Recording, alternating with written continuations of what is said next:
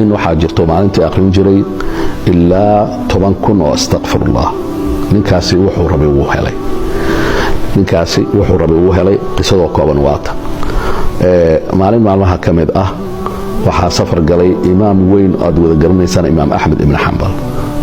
safarkiisii wuu dheeraaday marka wuxuu ku leexday xaafadda wuxuu ka raadiyey masaajidka ugu dhowaa uu galay waqtiguu galay waxay ahayd waqtiga salaada maqribka ah salaadii maqribka ahaa masaajidku ku tukaday markuu ku tukaday nin sheekhu ahaa laakiin ikhlaasnimadiisa iyo isdhowrayo waxaa dhacday inuusan dadku isku sheegin meel gooni u fariistay kitaabkiisuu furtay qur-aanku iska akhristay ilaa cishahuu sugay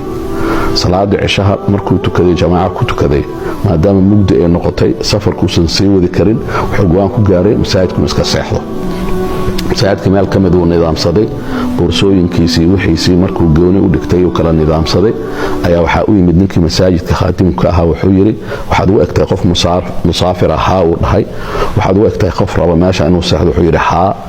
meel kale aan seexdo dad aan ka aqaana ma jiro wuxuu yidhi lama ogola meesha in la seexdo markaasaa wuxuu yidhi masaajidka lama seexan karo may lama seexan karo marka waxaan kaa codsanaa inaad masaajidka ka baxdo ninka markaa ma isku sheegin marka hadduu isku sheegi lahaa madaxuu saaran lahaa dadka hore saasay ahaayeen waa isqarqarin jireen waa calaamadaha awliyada ilaahay ka mid ah dadka inaadan dadku isku sheegin waxaa tahay waxaa laga cabsanaya wax la yidhaahdo riyaa qofka culummada saasay ka cabsanayeen calaa kulli xaal wuxuu sameeyey alaabtiisu urursaday banaanka masaajidka laga soo galo gees ka mid ah masaajidka albaabka laga soo galayo geeskiisa meeshaas waxaa xaartay asoo dhiganaya marka ninkii isaga wuxuu ku mashquulsanaa albaabada kale inuu soo xirxiro dirishadii inuu soo xirxiro markii uu soo baxay ayaa wuxuu arkay sheekhii oo haddana dhinaca kale raba inuu jiifto markaasuu yidhi meeshaa maaragta inaad jiifato haa